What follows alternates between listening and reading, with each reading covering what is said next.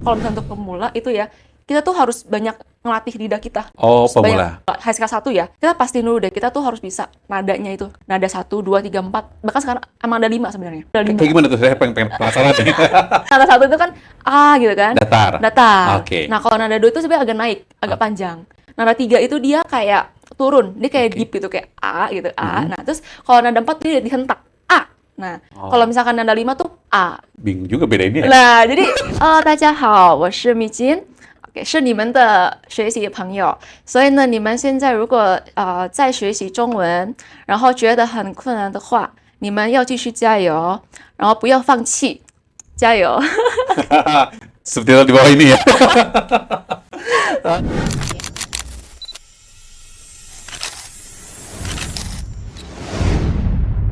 Oke, halo Sobat Otka, balik lagi dengan saya Kang Man di podcast Cerita Otka. Kali ini kita akan ngobrol bareng Kak Micin. Kak Micin ini dia udah belajar bahasa Mandarin kurang lebih sekitar 12 tahun lebih lah, gitu. Konsisten sampai sekarang. Katanya belajar bahasa Mandarin itu nggak ada habisnya. Tapi benar atau enggak, karena bahasa Mandarin itu katanya sulit. Bener nggak sih, Kak Micin? Sulit, kalau misal aku bisa bilang kayak susah gampang ya, susah gampang ya. Oke, sebelum kita bahas lebih lanjut nih Kak Micin ya, saya pengen tahu dulu pengalaman belajar itu dari kapan Kak Micin itu? Oke, jadi aku belajar itu dari TK. Kebetulan dari umur 4 tahun.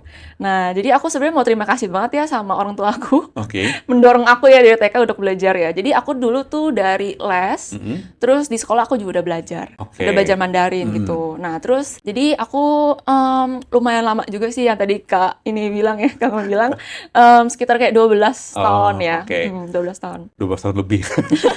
Oke, Kak Micin itu, saya pengen tahu, ini nama bener aslinya tuh Kak Micin atau gimana nih? Oke. Itu banyak yang nanya sebenarnya. Nah, jadi sebenarnya itu nama panggilan. Oh, nama panggilan, oke. Bisa teman aku panggilnya tuh Micin gitu. Karena males, nama aku aslinya tuh Micheline. Oh, Michelin. Oh, Iya. kayak ini ya, produk-an ya? Iya. Nama brand kan? Betul. Michelin. Terus jadinya karena mereka mager panjang-panjang, manggilnya Micin. Oh, Micin. Tuh, jadi biar lebih deket aja. Oh, iya. Itu. Oke, Kak Micin. Dulu berarti belajar bahasa Mandarin itu dari TK. Apa nggak pusing gitu dari TK? Jujur karena mungkin dulu masih kecil ya, masih anggapnya main-main gitu. Oh, Jadi oke. kayak dan cara belajar dulu tuh masih kayak yang games itu loh untuk anak TK lah, yang kayak pakai flashcard itu yang ada kayak gambar-gambarnya ya. Nah, jadi tuh dulu kita anggapnya kayak oh seru nih main gitu. Oh. Nah, jadi kayak nggak ada yang kayak beban berat gitu loh untuk ya. Waktu kecil ya, udah Iya, ke-brainwash. Ada ke-brainwash. Betul. Waktu SMP, SMA itu gimana? Masih tetap belajar lagi atau gimana tuh? Aku tetap belajar. Tetap belajar. Aku juga Nggak bosen itu? jujur ada sih. Ada sih bosen. Wajarin manusia ya? Iya betul. Cuman aku lebih ke merasa kayak pada saat itu aku udah merasa kayak Mandarin itu penting. Oh. Gitu. Karena aku jujur nih kayak aduh agak sombong dikit ya. Ya, Kenapa tuh? aku merasa kayak di sekolah tuh aku lumayan unggul yang Mandarin Woi. gitu. Pernah dapat kayak oh nih Mandarin yang best student di Mandarin gitu. Oh. Jadi aku merasa kayak wah kayaknya aku bisa nih kayak improve lebih banyak, bisa kayak opportunity-nya bakal lebih baik lagi nanti ke depannya gitu kan. Nah, jadi ya udah aku kayak tetap harus belajar lah pokoknya. Dan aku merasa kayak dulu tuh karena ada adik kelas dari Taiwan dan kebetulan tuh pas itu lagi gak ada guru Mandarinnya. Jadi aku disuruh bantu translate. Nah, itu aku Itu student exchange dia itu? dia itu kebetulan emang pindah ke Indo. Oh, pindah ini. Tapi belum bisa bahasa Indonesia? Sama sekali gak bisa. Bener, dia kayak, jadi gak ada guru yang bisa bantu translate kan. Nah, kebetulan tuh guru Mandarin juga lagi nggak ada gitu.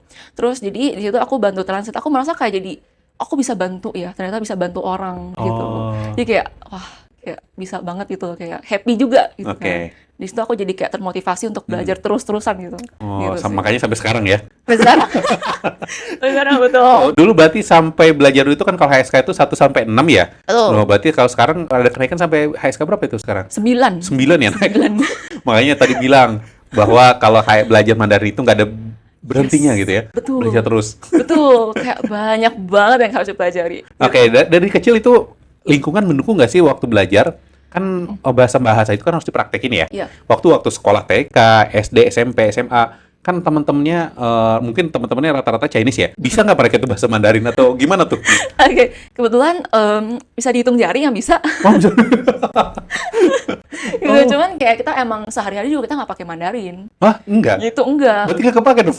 Jadi sebenarnya iya. Nah, cuman makanya sekarang tuh aku pengen kayak maksudnya sharing lebih banyak juga tentang Mandarin karena sekarang kan juga banyak ya yang pengen belajar Mandarin tuh aku merasa kayak setelah lulus masa aku nggak pakai Mandarin aku gitu kan. Iya, bener. Nah, jadi aku sharing di platform sosial media oke. gitu. Nah, terus emang sebenarnya dari lingkungan emang dari kecil tuh orang tua aku emang suka nontonnya tuh drama Taiwan. Oh. Nah, jadi lama-lama jadi kayak masuk gitu kan. Dari kecil kan jadi udah kayak terbiasa kan. Nah, jadi aku merasa kayak ada faktor itu juga sih sebenarnya. Faktor lingkungan keluarga ya. Keluarga, betul. Ada ini, apa aktor yang dulu disukai di film-film kemarin? Waduh, Lupa. jauh banget gue. Tapi sering sering denger atau lagu, film, atau itu Chinese sering? Oh, Atau iya. Mandarin gitu? Emang aku sukanya, ya itu, kayak lagu Mandarin. Lebih banyak kan denger lagu Mandarin, terus nontonnya juga drama China, banyakan. Saya juga sering dengerin, cuman gak ngerti apa. Apalagi itu, bahasa Mandarin itu ternyata ada dua ya. Secara garis besar gitu ya, ada tradisional sama simplified ya. Itu Betul. kayak gimana sih perbedaan itu tuh? Sebenarnya perbedaannya itu lebih ke kayak penulisannya juga sih. Penulisan. Jadi pertama tuh penulisan kayak untuk simplify tuh lebih simple. Sesuai namanya simplify ya. Lebih gampang. Jadi kalau misalnya pemula tuh pasti aku saranin tuh belajarnya simplify aja kan lebih mudah. Nah, tapi kalau tradisional tuh dia tuh goresannya lebih banyak. Oh, goresan Iya, tulisannya ya? banyak kompleks banget. Jadi Oke. bahkan aku pun kayak cuman cukup untuk lihat-lihat aja ya. Untuk tulis kan enggak dulu gitu. Gitu aja. Cuman terus kayak perbedaannya itu di penggunaan di beberapa negara sih. Gitu. Oke. Nah, kalau misalkan simplify itu di China, China? Singapura dan Malaysia. Banyak penggunanya di sana? Ya, Oke. gunanya emangnya banyak kan di negara situ juga. Nah, terus kalau misalkan untuk yang tradisional itu di Taiwan dan di Hong Kong. Taiwan, Hong Kong. Berarti yang pengen kerja ke Taiwan itu ke Hong Kong itu harus pakai bahasa itu berarti kan? Iya, belajarnya sih lebih oke itu emang gitu. Oke. Jadi lebih effort lagi ya. Lumayan. Tapi memang bener sih, saya juga pernah podcast sama beberapa orang katanya kalau Pak tulisan tradisional, mereka tuh yang penting ngerti aja berkomunikasi daripada nulisnya. Betul banget. Karena sebenarnya nada itu mirip-mirip lah. Mirip-mirip. Oh, untuk nada itu mirip-mirip sebenarnya. Mirip. Jadi kayak ya sebenarnya nggak banyak gitu perbedaannya, cuma penulisannya aja. Ya katanya gini, jago tulisan, tapi belum tentu masalah nada juga katanya pas juga, ataupun sebaliknya. Betul, itu betul banget. Banyak yang kayak gitu juga. Jadi kayak bahkan kayak orang China pun kalau misalkan beberapa dari mereka ya untuk disuruh tulis, kayak mereka lupa deh. Iya benar gitu, banyak banget yang kayak gitu. Nah, tapi kalau mereka disuruh baca, mereka bisa. Kayak gitu. Kayak gitu. Iya katanya waktu itu ada pernah salah satu tutor juga yang ngajarin belajar bahasa Mandarin. Katanya saya tuh sebenarnya nggak bisa kalau untuk kayak menerjemahkan dokumen dan sebagainya terus nulis ulang itu wah ribet katanya. Bener. Tapi ada sendiri katanya ada orang yang khusus spesialis itu katanya belajar tapi katanya belajar lama banget katanya. Tuh, itu effort banget sih. Lama ya? Lama. Ngehafalinnya susah gitu ya? Atau gimana? Itu satu goresannya kayak udah butuh berapa lama untuk hafalin kayak goresan banyak banget soalnya. Oh. Goresan banyak banget. Makanya belajar bahasa Mandarin itu susah gampang itu ya? Nah, iya itu. Nah, saya penasaran kenapa nih orang Chinese itu sulit banget untuk memulai belajar bahasa Mandarin. Padahal udah kan belajarnya dari TK gitu. Kalau kesulitan kayak misalkan Cindo gitu ya misalkan ya. Karena mungkin sama ya kayak kita tuh biasa sehari-hari kok ngomongnya pakai bahasa Indonesia ya. Oh iya. Nah, jadi lidahnya itu udah beda gitu loh. Lidahnya itu udah pasti beda dan kata-katanya apalagi udah kayak bahasa alien kali ya. Jadi kayak ya pasti udah beda banget gitu loh. Sama sih kayak kita yang kayak mungkin mau belajar tuh benar-benar dari nol, itu butuh effort juga gitu. Kecuali kalau misalkan emang kita dari lingkungan tuh ada mendukung ya. Kayak misalkan dari kita sering nonton atau mungkin di rumah ada juga ngomong-ngomong kayak sedikit-dikit lah ngomong Mandarin itu pasti ada kebantu gitu loh. Harus ada lingkungan yang membantu itu ya. Iya, betul. Oke, nah sekarang kita bahas lagi nih. Kalau masalah bikin tuh penulisan gitu ya. Ada secara ini kan ada Hanzi, ada Pinyin ya. Nah, itu yang paling mudah tuh yang mana? Paling mudah ya, waduh. Soalnya paling susah. Dua-duanya menurut saya susah gitu. Jujur ya. Kalau misalkan untuk pemula sih kayaknya paling mudah. Kalau untuk pemula sih jujur kayaknya Gak ada sih. Oh. Kalau untuk paling mudah ya. Kalau untuk paling mudah ya. Jadi paling sulit pinin ya. Paling sulit sih untuk pemula itu di pin-in. Tapi di bagian nada ya. Nada. Oh, secara tulisan ya mungkin bisa kebaca. Misalnya kalau kita tuh kan awal karena pemula kita harus belajar itu dari pin-in dulu. Heeh. Nah nanti kalau misalkan emang udah cukup oke, itu nanti baru masuknya ke Hanzi. Kayak gitu. Nah, jadi kalau misalkan untuk pemula ya emang kayak sebenarnya susahnya di pin sih. Nah, gitu. Nanti kalau misalkan emang udah bisa, nah itu nanti mereka akan lebih gampang gitu mulai masuk ke Hanzi. Nah, itu tuh seharusnya belajar kayak gini ya menurut Kak Micin tuh. Lebih baik dari kapan belajar bahasa Mandarin tuh gitu? Sebenarnya nggak ada kata terlambat ya Wis. untuk belajar wis. Tapi kalau misalnya kita emang mau bilang kayak biar cepet hafal, biar cepet bisa ya mungkin bisa dari kecil. Dari kecil? Bisa dari kecil. Cuman kalau misalnya emang udah misalnya sekarang udah dewasa nih gimana masih keburu nggak ya? Bisa. Lidahnya itu nggak ya? Sulit nggak sih? Kalau dewasa? Nah, iya sebenarnya ada pasti ada tantangannya ya. Oke. Nah, cuman ya itu tadi aku kita tuh harus banyak review.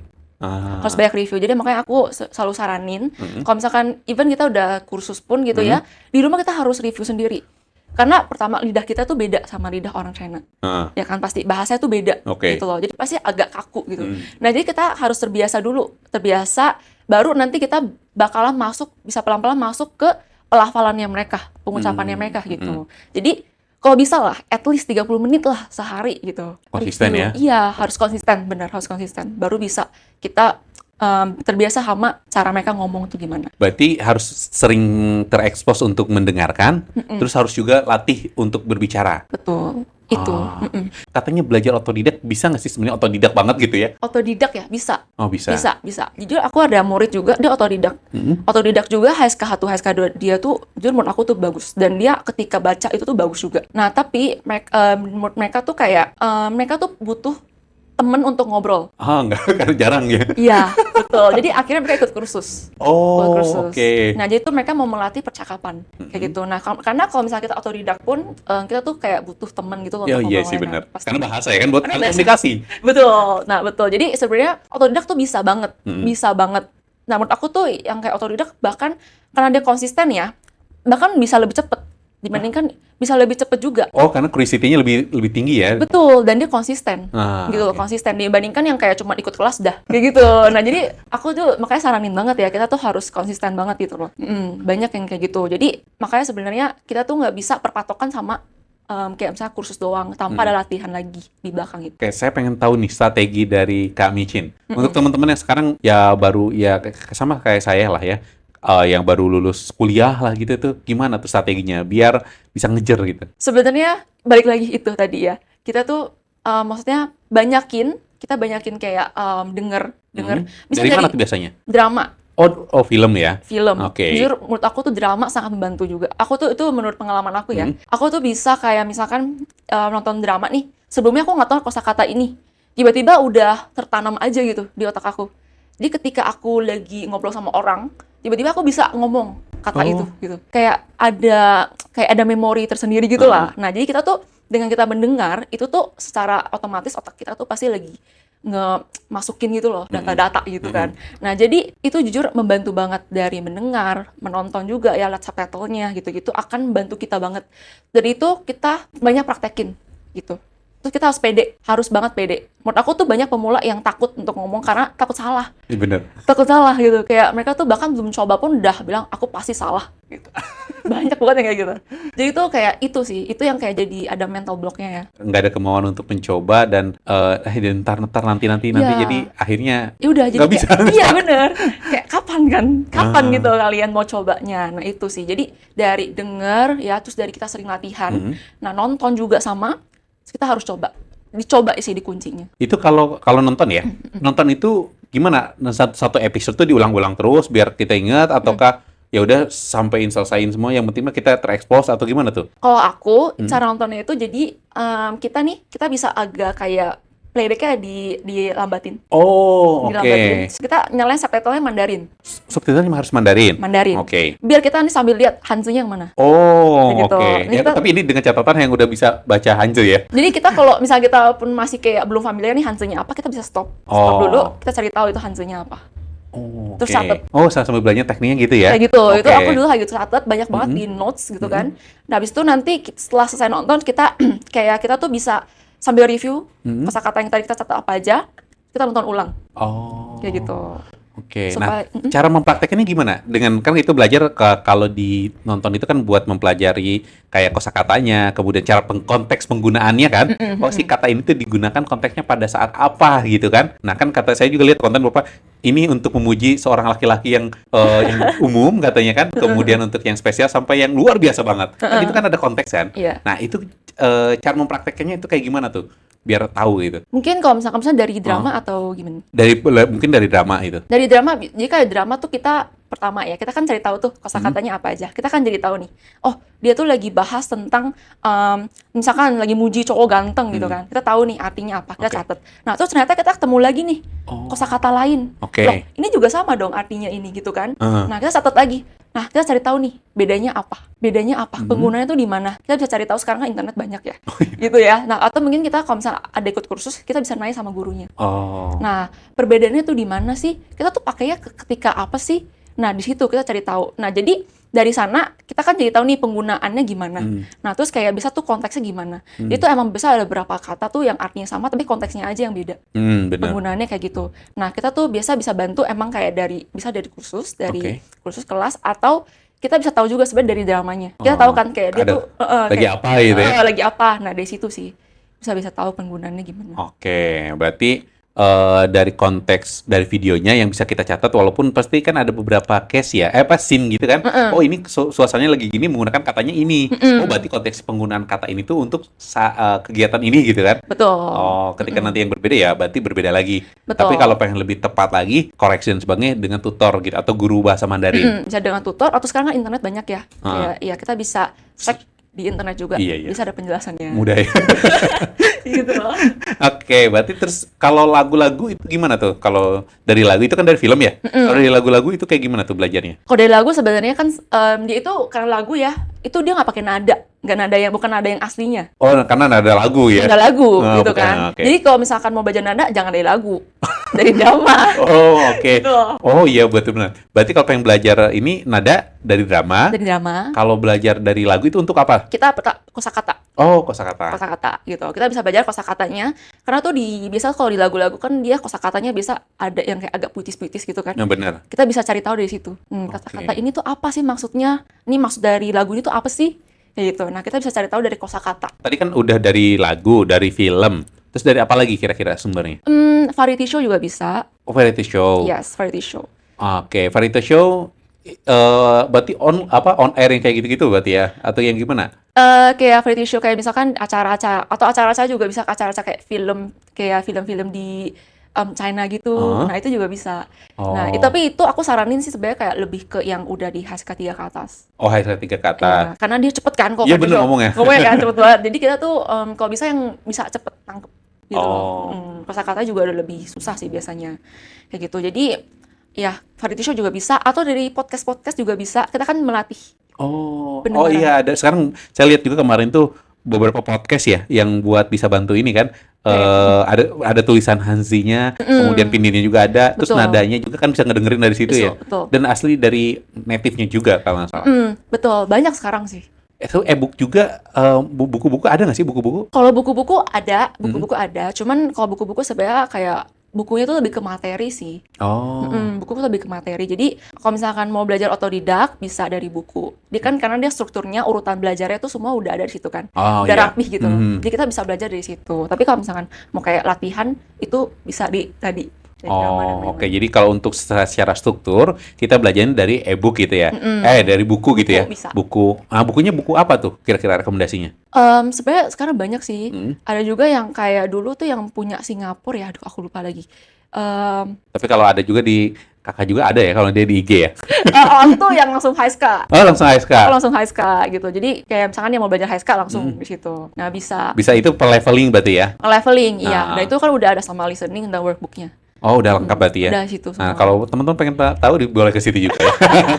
Tapi itu sebenarnya untuk acuan kita untuk belajar secara struktur ya dari per level. Tapi sebenarnya kalau kita pengen kayak tadi latihan dan sebagainya itu perlu ada mentoring sih. Soalnya di bahasa Mandarin itu berbedanya itu masalah di nada sih ya. Nada. Semua bahasa juga kayaknya kayak bukan nada ya, kayak pronunciation-nya atau paham. cara penggunaan konteksnya itu harus sama tutor gitu ya. Iya betul. Sebenarnya Oke. koreksi sih ya, biar dikoreksi langsung gitu sih. Jadi tahu kan salahnya di mana, langsung koreksi supaya Oke. nggak salah nanti ke depannya. Betul. Jadi belajar itu nggak cukup hanya dari e-book aja atau otodidak bisa, cuman perlu dikoreksi biar. Betul. Dan yang paling penting tadi berani ya. Berani. Berani mencoba. Percaya diri, harus pede, jangan takut salah. Soalnya banyak ya kayak banyak yang kayak pemula juga yang kayak misalnya bahkan dia belum coba pun udah bilang kayak aku takut salah gitu. Padahal belum ngomong, belum coba gitu kan. Itu kayak maksudnya kapan gitu loh kalian buka mulut, kalian coba gitu loh. Itu sih permasalahan. Oke, pengalaman Kak Micin saya pengen tahu. Pengalaman Kak Micin kan dulu belajar bahasa Mandarin terus bersama teman-teman gitu kan, terus sampai sekarang ngajar juga kan ya. Nah, pengalaman orang-orang yang paling banyak itu mereka itu ketakutannya itu apa sih? Karena masih belum berani mencoba ataukah gimana sih rata-rata mereka itu? Lebih itu sih, belum berani mencoba juga, betul. Oke. Itu salah satunya. Kayak misalkan karena pemula, misalkan banyak juga ya kayak misalkan pemula ataupun kayak yang mungkin udah level HSK 3 pun, mereka tuh masih nggak pede. Oh, HSK 3? Iya, mereka masih nggak pede juga gitu loh. Karena mereka merasa kayak kosakata mereka tuh belum terlalu banyak dan itu karena mereka tuh nggak sering pakai Mandarin kayak sehari-hari kan. Mereka merasa kayak pasti nada aku salah gitu. Pasti aku kosakatanya salah gitu. Jadi mereka tuh udah takut duluan. Udah takut salah duluan gitu. Jadi mereka akhirnya apa? Udah stop. Banyak yang kayak HSK 3 belajar stop. Udah stop di situ. Terus kayak udahlah kayaknya aku nggak bisa di Mandarin. Kayak gitu. Jadi kayak sayang kan? Sayang banget gitu loh. Jadi menurut aku makanya kalau misalkan kalian tuh udah ada niat untuk belajar Mandarin, ya kayak lanjutin gitu loh. Jangan stop gitu. Karena menurut aku ya kayak nggak semua orang tuh punya opportunity yang sama ya. Bisa kayak punya kesempatan untuk belajar Mandarin kayak kursus lah dan lain-lain gitu loh. Jadi kalau misalnya udah mulai tuh jangan stop karena sayang banget sih. Emang sebenarnya seberapa prospektif banget kita belajar bahasa Mandarin sih sebenarnya? Menurut aku kayak kayaknya sekarang tuh pekerjaan banyak yang butuh lowongan Iya sih, Mandarin benar. ya. Betul ya, kayak teman aku juga banyak banget yang kerja sama orang China langsung. Karena banyak investor yang masuk ke Indonesia kan. Betul. Dan itu mereka tuh butuh minimal itu tuh HSK-nya HSK 4,5. Untuk yang kerja. Untuk yang kerja itu minimal banget 4. Oh. Itu jarang banget aku juga lihat. Tapi ada berapa masih ada. Minimal tuh 5 gitu. Dan aku bisa bilang kayak opportunity-nya tuh lumayan oke ya. Karena gajinya tuh biasa double. Oh gitu. Double. Oh. Gitu double. Jadi menurut aku kalau misalkan kalian bisa Mandarin apalagi kayak di era sekarang ya, itu jujur sangat menguntungkan kita juga sih. Saya juga kemarin kebetulan ada senior saya lah ya yang belajar bahasa Mandarin untuk K3 gitu. Saya lihat dia sebenarnya baru basic sih, cuman udah pede untuk kayak buat ngobrol depan orang-orang Chinese juga kan. Keren sih. Asli, langsung ditepuk tangan, langsung walaupun masih terbata-bata tapi mereka karena berani mencoba gitu, bagus gitu ya. Dan banyak klien juga dari sana katanya. Dan semakin katanya kalau kita bisa bahasa Mandarin, semakin cepat investasi dan sebagainya lah gitu. Betul. Karena tuh mereka jujur ya, orang China tuh mereka sangat apresiasi kita yang mau mencoba Mandarin. Oh. Even kayak dulu aku kayak misalnya masih bocah gitu kan ke China, terus aku emang dipaksa sama ortu aku suruh beli barang gitu kan sendiri. Suruh sendiri biar kita coba mau ngomong gitu, di-push. Terus aku tuh juga masih terbatas gitu lah. Nah, jadi aku dengan kosakata yang terbatas, aku ngomong di sana, terus mereka bisa kayak apresiasi gitu loh. Mereka muji gitu. Kayak bilang kayak, Mandarin kamu bagus ya. Kamu orang mana gitu-gitu. Terus kayak, kamu masih kecil udah bisa Mandarin gitu-gitu. Kayak, kita jadi kayak melayang kan. Oh iya. Pada dasarnya manusia kalau dipuji pasti seneng gitu. Gitu kan. Okay. Jadi kayak, aku merasa kayak dengan bahasa yang kayak kosakata yang masih terbatas banget, mereka tuh udah apresiasi gitu loh. Gimana kalau misalnya kita emang kayak, misalkan kalian nih udah HSK 3 gitu kan, kalian coba untuk ngomong, ya kan, jadi tuh pasti lebih kayak lihat kita tuh sebagai, wah ternyata nih orang mau coba ya, ternyata nih orang tuh kayak bisa lah, worth it lah untuk kita ajak kerjasama, kayak gitu loh. Jadi tuh kita bisa dilihat kayak dinilai tuh sebagai orang yang mau mencoba, yang kayak punya kayak motivate-nya tuh tinggi gitu loh. Ya sih sebenarnya mindset juga sih, karena kan kalau orang mau investasi secara komunikasinya harus sejalan juga ya. Kalaupun pakai bahasa Inggris, even itu bahasa internasional, tapi kan kadang ada beberapa pesan nggak terlalu sampai. Tapi kecuali kalau dengan bahasa Mandarin itu istilahnya ya karena sama-sama ini kan, sama bahasa ibunya lah. Gitu. Wah, jadi agak pesan itu dapat gitu kan? Dapat. Terus kayak vibes-nya dapat gak sih? Kayak karena kita klop jadinya. Iya benar. Sama-sama bisa kan? Kayak misalnya ada orang yang bisa bahasa Indonesia sama kita kayak iya jadi benar. kayak kamu bisa gitu kan? Jadi kayak pasti jadi bisa lebih akrab kayak Oke. gitu. Itu untuk kerja kan? Kalau untuk studi biasanya persyaratan itu di level-level apa sih standarnya itu? Standarnya kalau ya kayak jadi kalau kan sekarang ada aku kuliah ya di China. Dulu juga dia tuh minimal itu HSK 3 Oh, dulu yang dulu. Nah, aku sekarang kayak lihat udah banyak yang udah naik ya standarnya kan HSK 4 minimal. Oh. Udah minimal. Nah, itu kalau misalkan HSK 3 mungkin masih ada tapi lebih masuknya tuh ke internasional. Oh, Jadi belajar oke. Inggris. Kalau misalnya kita mau bener-bener yang kayak full Mandarin tuh harus di kayak HSK 4 atau 5 lah. Belajar dari awal HSK 1 sampai minimal lah untuk kita pengen jadi pekerja profesional lah ya, ataupun studi kan sampai HSK 4 lah. Kira-kira dari pengalaman gitu ya waktu ngajar berapa lama sih durasinya? Cukup 1 bulan? Waduh. Wah, itu kayak banting tulang banget ya. Gimana tuh biasanya? Kalau misalnya untuk murid gitu ya, sebenarnya tuh tergantung balik lagi ke tempo belajar mereka tuh Oke. gimana. Kayak kadang tuh ada murid tuh yang emang dia nangkepnya cepet, itu bisa cepet. Kayak cuman mungkin butuh kayak paling nggak mungkin 3 tahun. Paling lama. Kalau misalkan dia bener-bener kayak bisa ya, dan dia dipraktekin juga, itu udah dia bisa fasih, bisa fasih. Dan itu kalau misalkan dia bener-bener rutinnya. Nah, kalau misalkan yang kayak emang kualitas belajar itu kurang, itu bakal lama banget, karena kan misalkan nih, kayak aku tuh pernah ngalamin sendiri juga ya, jadi aku tuh pernah kayak, sebenarnya pernah kayak, misalkan aku nggak review pelajaran 2 minggu aja, aku tuh udah lupa, 2 minggu. bisa lupa, gitu. Jadi aku jadi kayak takut dia aku harus review terus. Nah Oke. jadi, gimana kalau misalkan pemula yang kayak dari awal tuh belajar nada aja, kayak misalkan kayak bolong-bolong gitu loh, itu pasti cepet banget lupanya, dan itu bakal susah. Apalagi nggak dipraktekin nih. Nah, itu. Jadi kayak stuck di sini terus kita mau lanjut terus itu udah bakal susah. Oh. Kayak udah jauh banget gitu loh. Makanya aku bilang, tadi kita harus sering banget rutin latihan gitu loh. Oke, berarti kalau teman-teman pengen belajar sampai HSK 3 dan benar-benar sampai lancar lah istilahnya ya, itu minimal sekitar kurang lebih 3 tahunan lah ya. Iya, 2-3 tahun lah ya. Oke. Kayak gitu. Lumayan lama juga ya untuk teman-teman belajar, tapi harus tetap semangat ya. Betul. Nah, bisa lebih cepat kalau misalnya kita emang bener-bener kayak bener-bener rutin banget. Oh, kuncinya dari tadi ya, di latihan tadi dan sama keberanian itu ya. Betul. Kita harus kita bisa bilang kayak jam terbang lah ya. Kita kalau misalnya sering pakai kan satu bahasa, Oh iya. udah pasti kita bisa cepet gitu. Jadi kayak adaptasinya lebih cepet. Oke. Kayak gitu. Itu sama sih kayak Mandarin. Kalau Kayak kitanya cuma seminggu sekali belajarnya, ya lama juga ya. udah lah ya. Belajar apa ngajar juga kan. Nah, kira-kira mereka itu rata-rata belajar seminggu itu berapa kali sih rata-rata? Biasa 2 2 kali. kali. Cukup nggak sebenarnya segitu? Itu lebih ke kayak kita banyakan kayak review. Oh, review. Oke. Nah, jadi kalau misalnya udah review nih, menurut aku udah oke, kita lanjut pelajarannya. Nah, makanya kenapa aku tadi bilang lagi, di rumah harus ada lagi latihannya. Oh, jadi dua kali pertemuan itu buat kayak nge-review sama kita kira nextnya kita akan belajar apa. Yes. Tapi selama 5 hari lainnya, mereka itu harus dikasih PR gitu. Aku kasih PR. Oh, PR. Kasih PR. Wajib ya? Aku wajib kasih PR. Oh. Jadi setiap pertemuan itu aku selalu kasih PR. Cuman balik lagi, itu kan kadang ada yang kayak kerja, nah kan sibuk kan. Jadi mereka ada yang kayak kadang nggak bisa kerjain. Jadi kumpulnya agak lama. Gitu. Kadang kumpul agak lama, aku nggak apa-apa. Itu nggak apa-apa. Yang penting kita tuh misalnya ada review lagi gitu loh. Oke. Ada review lagi. Cuman kalau misalkan emang kalau bisa ya setiap hari tuh dirutinin. Gitu. Oke, yang penting walaupun telat, yang penting ada usaha dulu lah. Iya, bener, usaha, Tapi yang nggak apa-apa. bagus mah konsisten ya. Konsisten, betul. Oke, nah saya lihat juga kan tadi katanya pernah pengalaman ke Chinese juga dari kecil ya. China, Nah, itu berapa kali sih kalau bisa dihitung? Bisa nggak lebih ke banyak? Nggak bisa dihitung jari kali. Waduh, udah kayak sombong banget gitu ya. Kalau dulu sebelum COVID tuh lumayan sering. Ah, oke. Lumayan sering gitu. Tapi kalau misalkan setelah COVID tuh baru tahun kemarin, pergi, terus nanti kebetulan Desember ini bakal pergi lagi. Jalan-jalan lagi. Luar biasa. Berarti ke Mandarin itu ke Cina itu lebih tepatnya traveling ya? Traveling dan sebenarnya nemenin ortu juga Untuk melihat bisnis? untuk bisnis. Luar biasa. Itu kan bener bisnis itu penting ya untuk mengenai bahasa. Aduh, itu betul sih. Nah, saya penasaran ketika di sana jalan-jalan, kan pakai bahasa Mandarin kan?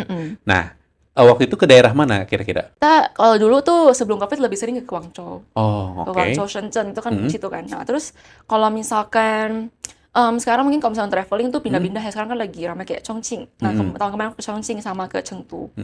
Nah, terus nanti itu rencananya ke Chongqing lagi, terus sama ke Henan. Kalau bahasanya di sana kayak gimana? Sebenarnya kalau misalkan untuk kayak bahasanya itu secara keseluruhan sama Mandarin, cuman Oke. emang setiap daerah itu pasti ada kayak dialeknya. Dialeknya, gitu. oke. Dan kayak bahasa daerah sendiri gitu loh. Kadang kita emang kayak nggak ngerti juga, sama kayak Indonesia yang punya bahasa daerah juga ya. Itu gimana cara mengatasinya tuh? Nah, itu kebetulan kita kadang kayak ya udah kita kan nggak ngerti dia ngomong apa. Kita ngomongin aja Mandarin. Ntar juga bahasanya dia pakai Mandarin lagi kayak gitu. Nah, Oh, kita pakai bahasa Mandarin yang umumnya lah gitu umum ya. aja karena kita nggak ngerti ya kalau bahasa daerahnya banyak banget. Gitu sih.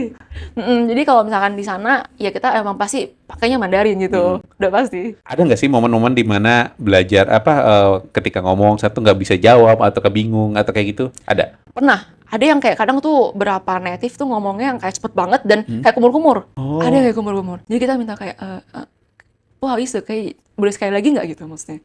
Boleh sorry boleh sekali lagi nggak ngomongnya kayak gitu. Jadi mereka tuh sebenarnya mereka paham kok. Mereka paham kita orang Indo gitu kan kayak tolong lebih pelan gitu kan. Jadi mereka bisa ngulang dan lebih pelan. Kayak gitu, lebih pelan. Terus kalau misalnya kita nggak paham nih kayak maksudnya dia maksudnya apa gitu kan. Kita bisa minta dia tuh jelasin dengan kata-kata yang lebih simple. Nah, kadang tuh mereka tuh justru banyakan yang kayak orang China tuh malah welcome gitu loh. Mereka tuh kayak paham dan mereka tuh mau menjelaskan gitu. Jadi itu yang aku kayak wah ternyata mereka nggak seseram yang aku pikirin gitu loh. Itu mereka mau gitu loh kayak maksudnya bantu kita untuk kayak jelasin gitu. Oh, berarti istilahnya mereka itu nggak egois banget gitu. Iya. Kamu harus tahu harus pakai bahasa ini, tapi Iya. kalau saya ngejelasin nggak mau, nggak ada ya. Ya enggak sih itu juga wah itu trauma ya. Makanya sekarang balik terus ya. Nah, biasanya kalau ke sana itu hal unik apa sih untuk teman-teman yang ada di Chinese itu biasanya yang unik gitu ketika Unik ya? ke sana? Jujur kayak menurut aku ya, mereka tuh rata-rata suka banget saling menraktir gitu. Traktir makan gitu. Oh, walaupun belum kenal atau harus yang biasanya udah kenal? Kayak misalkan nih kita nih kayak menurut mereka ya kita tuh udah cukup kayak deket lah ngobrol gitu Oh, kan. oke. Kayak kita klop ya gitu. Kita nanti besok kita makan bareng kayak gitu. Bisa gitu. Aku tahun kemarin juga sama kayak gitu. Kita cuman kayak minta tolong. Kita bahkan minta tolong ke mereka untuk kayak tolong dong pesenin Grab gitu karena kita lagi di daerah-daerah terpencil gitu loh. Nah, kita tuh nggak bisa kayak nggak ada pesanan kayak online gitu loh, taksi online. Nah, jadi kita minta tolong ke mereka. Terus dia kayak jadi kita jadi ngobrol kan. Dia ngobrol dan terus dia bilang kayak udah kalau gitu nanti kalau misalnya kalian udah balik, aku masakin deh. Gitu. Aku masakin deh gitu. Kalau Bahkan balik ke dimasakin. tempat itu? Jadi kayak kita tuh hotel kebetulan di sebelahnya dia. Oh. Di sebelahnya rumah dia. Oke. Dan kita tuh nggak bisa, kita mau ke tempat lain gitu. Kita minta tolong sama dia untuk pesenin taksi online gitu kan. Terus kebetulan dia bilang kayak, oh ya udah nanti malam ya, pas kalian pulang kita makan bareng gitu. Dia kayak, wow.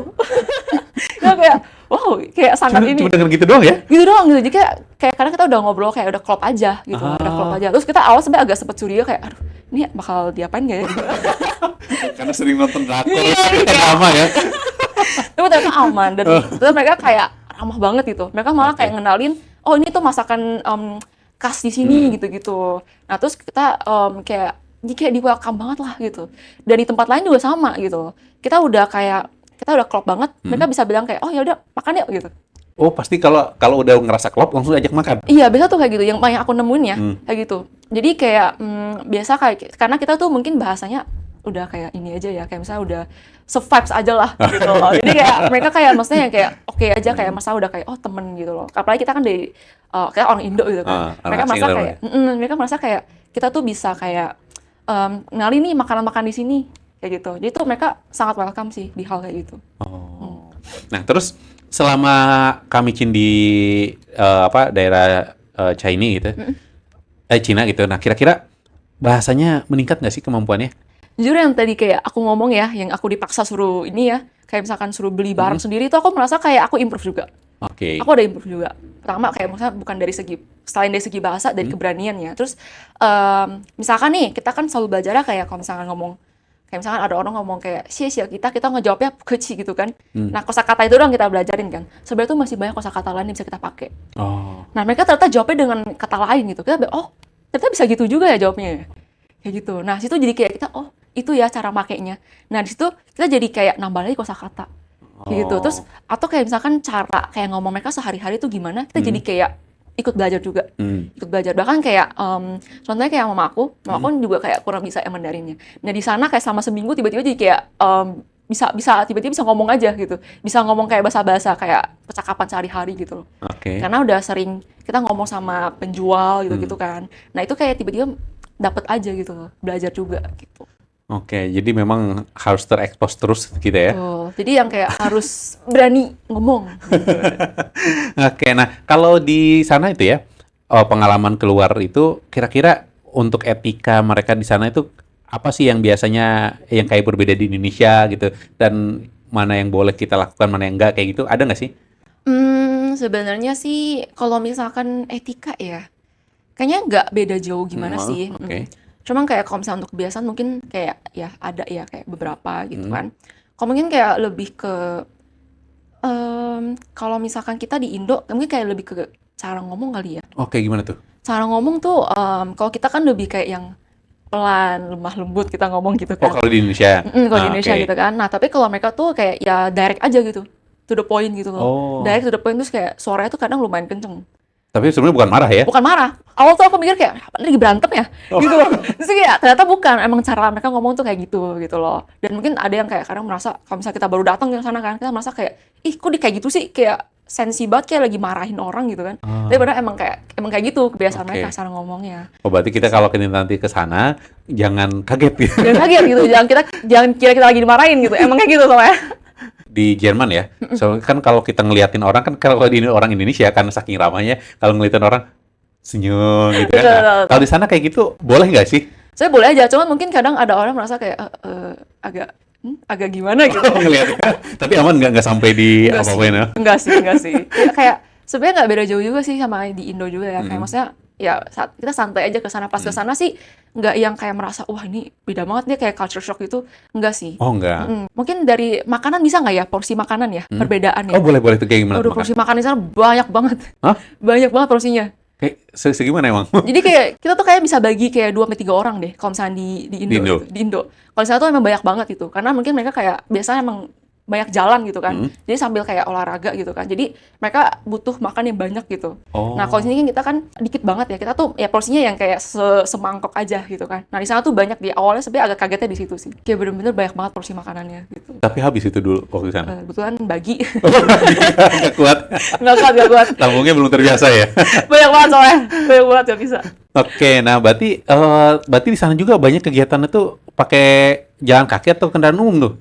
Mereka sih banyak kan juga jalan kaki karena mereka kan sebenarnya kayak jalan kaki dan kan mereka juga udah banyak ya kayak transport umumnya kan. Jadi itu mereka ya pasti lebih milih lah untuk transport umum, pakai transport umum daripada kayak pakai nyetir Kendaraan. sendiri gitu kan. Karena ya sekalian olahraga juga dan mereka tuh semuanya udah kayak seluruh tempat tuh udah terus nyambung gitu loh semuanya. Oh, udah Jadi terkoneksi kayak ya, iya udah terintegrasi. praktis. Udah praktis gitu. Jadi ya mereka banyak kan pakai jalan kaki sih jujur. Aku banyak banget lihat mereka jalan kaki sih. Kak Cimin dulu waktu kemarin ke sana banyak jalan kaki juga. Banyak jalan kaki. Jujur kayak aku Gimana? malahan jadi turun ya berapa kilo. Oh, gak Seneng udah ke sana. banget. Harus ke sana. Harus ke sana. Seneng banget kayak nurun berapa kilo karena emang jalan-jalan terus bisa kan pakai jalan terus semuanya di sana. Gitu. Jadi ya kayak seneng sih. Jujur. Kalau di Indonesia kan itu males dengan Gojek gitu Iya. atau Grab gitu. Betul. Oh, di sana berarti kebiasaannya juga salah satunya mereka membiasakan menggunakan transportasi umum dan jalan kaki berarti ya. Jalan kaki. Oh, walaupun makanannya banyak ya. Makanan langsung kepake Terus energinya ya. semua ya gitu, cepat Oke. gitu. Kalau di Indonesia kan makan banyak, ya kalau nggak ada kegerakan ya gendut berarti ya. Berarti ya itu. Oke, nah sekarang kita balik lagi nih ngobrolin belajar bahasa lagi. Tadi kan pengalamannya luar biasa belajar bahasa Mandarin ya. Ya walaupun memang sebenarnya kalau kita pengen bagus banget, ya kita harus terekspos mungkin dengan bahasanya mulai dari video, film, lagu, podcast, Yes. ataupun datang ke sana. Betul. Walaupun datang ke sana tuh sebenarnya lebih cepat ya improve-nya ya, karena Betul. mau nggak mau kita terpaksa harus ngomong. Benar banget. Itu benar banget. Nah, tapi sekarang gimana caranya kalau kita dari Indonesia nih ya, kan level 1 itu belajarnya tuh kayak gimana aja sih kira-kira untuk teman-teman yang masih baru belajar lah gitu. Kalau misalkan HSK 1 kan dia lebih banyak kayak nada helping in ya. Nah, jadi itu pasti dia itu tuh tekanan kita tuh benar-benar harus bisa dulu nih di pelafalan nada dan ping in. Gitu. Jadi makanya sebenarnya kalau misalnya untuk pemula itu ya, kita tuh harus banyak ngelatih lidah kita. Oh, Banyak- Pemula, itu Oke. pemula. HSK 1 ya. Kita pastiin dulu deh, kita tuh harus bisa nadanya itu. Kita harus bisa bedain dulu. Nada 1, 2, 3, 4. Bahkan sekarang emang ada 5 sebenarnya. Oh, udah. Sebenarnya ada 5. Kayak gimana tuh? Saya pengen penasaran nih. Jadi kalau nada 1 itu kan A gitu kan. Datar. Oke. Nah, kalau nada 2 itu sebenarnya agak naik, agak panjang. Nada 3 itu dia kayak turun. Dia kayak deep gitu, kayak A gitu, A. Nah, terus kalau nada 4 tuh dia dihentak. A. Nah, kalau misalkan nada 5 tuh A. Bingung juga bedainnya. Nah, jadi banyak kan yang kayak gitu bingung kan. Jadi Oke. Makanya untuk HSK1 itu lebih fokusnya ke pinyin dulu aja. Oh. Ke pinyin dulu, nanti kalau misalkan emang udah bisa, ya kita baru mulai masuk ke kosakata kayak misalkan mulai masuk ke kosakata yang lebih tingkatnya lebih misalnya di HSK2 gitu loh. Pelan-pelan aja gitu. Karena kalau misalkan tiba-tiba kita langsung ambrukin sama Hanze, itu bakal pusing banget sih. Iya, saya juga udah pusing tadi angka nadanya 5. Ada nggak sih momen di mana waktu dulu belajar ya? Wah, buta nada gitu. Itu apa ya gitu? Pernah banget. Pernah banget itu pasti dialami kayaknya pasti. Iya kan kan ada kata kayak ma, itu artinya kan mama, ibu ya. Naik dikit artinya beda makna kan? Beda. Nah, kan bingung. Betul. Itu beda. Nah, itu dulu tuh kayak bener-bener kayak maksudnya mungkin karena masih kecil ya dulu ya. Jadi kayak nggak tahu malu ya. Jadi ini kayak udah ngomong aja gitu kan. Cuman nih pas itu udah kayak ternyata baru sadar kalau misalnya masalah. Dia salah dan justru di situ kan aku ada sambil les. Di sekolah juga udah belajar. Nah, itu jadi kayak terkoreksi kayak gitu. Pelan-pelan sih sebenarnya. Emang butuh waktu sih. Jadi aku butuh waktu juga makanya lumayan lama ya. 12 tahun. Gitu. Jadi emang makanya pelan-pelan kita belajar, kita sambil koreksi diri juga. Oke, berarti HSK1 lebih ke pininnya dulu, terutama di nada ya? Nada. Kalau udah mulai HSK2, kira-kira apa fokusnya gitu? Fokusnya itu sebenarnya kita udah mulai masuk ke percakapan. Oke. Percakapan basic gitu kan. Kayak misalkan traveling, kayak beli barang, nah belanja makan, pesan makan, itu tuh udah mulai ada percakapan sehari-hari. Nah, tapi itu dia belum yang kayak panjang lebar gitu belum. Masih yang kayak singkat lah, berapa kata gitu. Nah, terus kita juga masih ada pinyin. Masih ada pinyin. Jadi itu kita bisa sambil belajar, lihat Hanze-nya sama lihat pinyinnya. Gitu. Jadi dua-duanya gitu. Mulai transisi lah ya. Mulai transisi gitu, betul. Nah, nanti ketika udah masuk HSK3 tuh udah nggak ada pinyin sama sekali. Wow. Nah, itu. Jadi kayak harus kita di HSK2 nih, kita harus banyak latihannya di itu. Dimulai di situ. Jadi kita nggak bisa patokin di pinyin doang. Oh, nggak bisa. Di HSK2 itu mulai jangan hanya pinyin ya, Betul. tapi Hanze-nya juga sudah mulai difamiliar kan? Betul. Oke. Betul. Kalau untuk HSK3? HSK3 itu karena dia udah masuknya semua benar-benar Hanze, dan itu dia udah expect kita tuh udah bisa ngomong untuk percakapan sehari-hari. Karena kan dari HSK2 itu kan kita udah belajar kan. Betul. Nah, jadi HSK3 itu, makanya tadi aku bilang, jadi kayak kita tuh udah bisa masuk ke percakapan sehari-hari. Kalau misalnya kita travel ke China pun, itu kita udah bisa ngomong percakapan sehari-hari. Tapi emang masih basic gitu, gitu. Tapi nggak apa-apa kan, kita penting coba ya. Penting coba, kayak gitu. Jadi kita tuh udah ekspektasinya itu udah bisa ngobrol untuk percakapan sehari-hari sih. Untuk mulai HSK3 ya? HSK3. Oke, tapi kalau untuk mulai HSK4 itu berarti kayak gimana? Lebih fokus ke gimana tuh HSK4? HSK4 tuh percakapannya tuh udah lumayan panjang. Oh, Udah lumayan panjang. Udah masuk kayak bukan ke basic lagi dia. Percakapannya udah bukan basic. Jadi udah kayak percakapan mungkin sehari-harinya di sana, tapi bukan yang kayak yang kosakata itu udah lebih banyak lagi. Kayak gitu. Nah, itu HSK4. Gitu. Nanti masuk ke HSK5 sama 6 itu udah masuk ke yang profesional. Gitu. Oke. Nah, itu sebenarnya setiap hal level HSK itu tuh kita harus ada target-target ngapalin kosakata nggak sih? Jadi itu setiap level HSK itu ada kayak berapa ratus kata. Oh, ada targetannya. Ada. Oh. Nah, jadi kayak misalkan 300, nanti HSK2 itu 300 lagi, misalkan nanti nambah-nambah terus. Oh, per level tuh 300 dan sebagainya gitu ya, ada kan ya. Kita itu wajib berarti ya? Iya, kalau nggak kita nanti pas naik ke level selanjutnya kita bingung. Ini apa ya? Padahal kita harusnya tuh di HSK1 kita belajar. Harus hafal 300 kata ya. Minimal ya. Butuh waktu sih emang. Minimal. Tapi karena kan hafal lah 300 kata. Tapi kalau nggak dipraktiin dan diingetin, ya lupa lagi kan? Lupa lagi. Saya juga misalnya belajar bahasa Jerman. Ketika belajar ini tahu, tapi ketika prakteknya jarang digunakan, lupa. Apalagi di Mandarin. Ada nadanya itu kan. Bingung lagi tuh. Betul. Ya itu sih, karena emang Mandarin tuh karena ada nadanya ya. Iya, karena ada nada. Bunyinya itu yang bikin kayak kita tuh jadi pusing. Jujur pusing. Emang untuk pemula, aku ngerti banget sih emang. Pasti pusing banget sih. Betul, tapi kita mau nggak mau kan kita harus belajar. Iya. Mau nggak mau kan. Oke, karena kata terlambat tadi ya, Betul. kata kamicin juga. Oke, nah kemudian kalau pengen lancar listening ataupun mendengarkan, berarti tadi ya sudah kita ini kan wajib hukumnya gitu ya. Teman-teman harus dengerin dari podcast, dari drama-drama, itu wajib banget berarti ya. Itu tidak bisa dikompromi lagi ya. Iya, itu udah syarat terbaik sih, teman-teman. Oke, itu pokoknya kegiatan yang wajib untuk teman-teman lakukan rutin dan itu kalau nggak dilakukan ya pasti banyak lupanya. Banyak pasti. Oke, nah kemudian paling terakhir itu teman-teman berarti harus melakukan kayak ada koreksian dari orang yang sudah berpengalaman. Nah, ataupun kalau kita ya pengen ke sana, ya udah langsung ke sana untuk dikoreksi. Betul. Jadi kita pasti jadi ikutin kan cara mereka ngomong gimana. Betul. Gitu Nah, sih. berarti kayak gitu ya, garis besar kalau kita pengen belajar bahasa Mandarin. Yang cepat juga ya, karena ini banyak kerumitannya. Jadi butuh waktu yang lama dan harus konsisten. Intinya seperti itulah ya. Yang penting kita sambil belajar nih sambil nyoba juga gitu. Jadi jangan nunggu kalau misalnya udah perfect semua baru nyoba, karena kita nggak bakal perfect juga kalau misalnya kita nggak mau nyoba Oke. gitu loh. Jadi bakal susah kalau misalnya kita benar-benar ada mental block, kita nggak confident, itu bakal susah. Susah banget. Apalagi di Indonesia kan jarang juga orang-orang yang menggunakan bahasa Mandarin kan. Iya. Nah, jadi kurang terekspos juga gitu ya.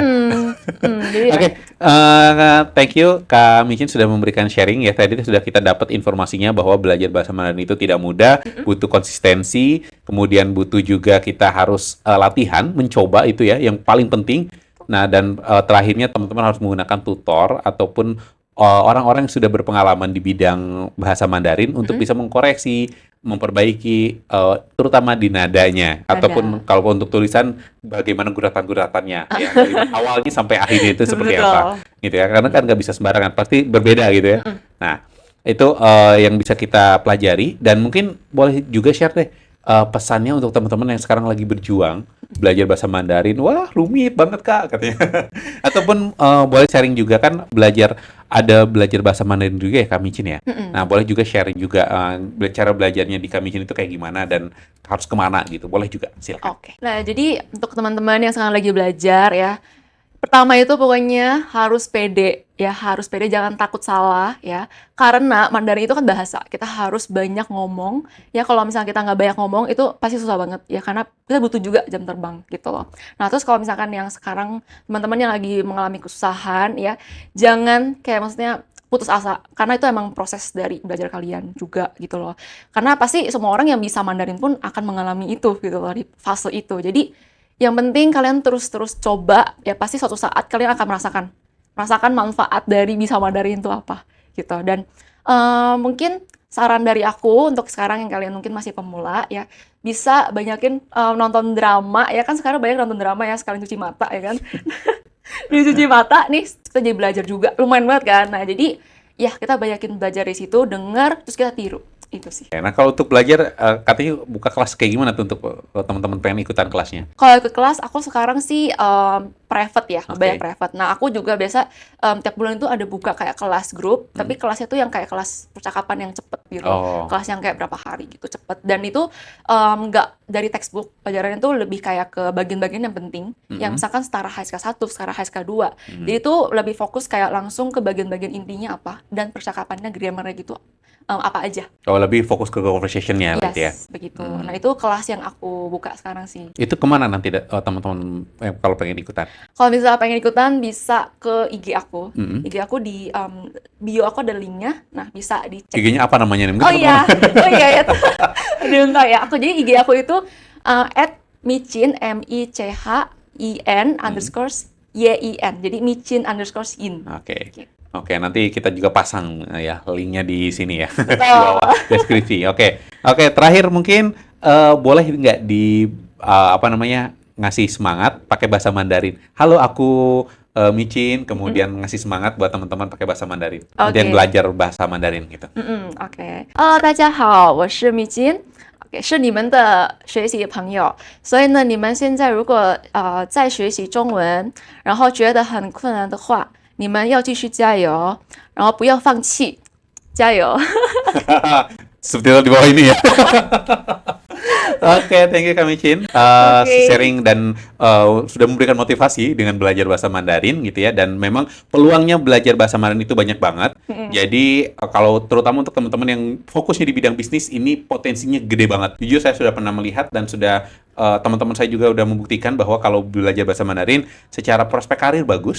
Kemudian kalau secara investasi dan sebagainya untuk teman-teman yang pengen jalin kerja sama bisnis, bagus banget prospeknya. Ataupun teman-teman yang pengen belajar juga, itu prospeknya bagus juga kalau teman-teman belajar di di daerah-daerah yang harus menggunakan bahasa Mandarin. Karena bukan hanya di Cina aja kan, ada Betul. Taiwan juga dan sebagainya. Yes. Nah, itu juga ada kemampuan bahasa Mandarinnya. Oke, untuk teman-teman yang pengen belajar bahasa Mandarin, teman-teman juga bisa belajar dengan Kak Micin ya tadi di Instagramnya, ataupun teman-teman belajar juga di Ciomanda BOTK. Nah, untuk teman-teman pengen belajar Ciomanda itu ada kelas grup juga. Nah, nanti teman-teman klik link di bio aja ya di Ciomanda. Oke, saya Kang Man dan Kak Micin pamit undur diri. Sampai jumpa di podcast Cerita Podcast selanjutnya. Bye-bye. Bye.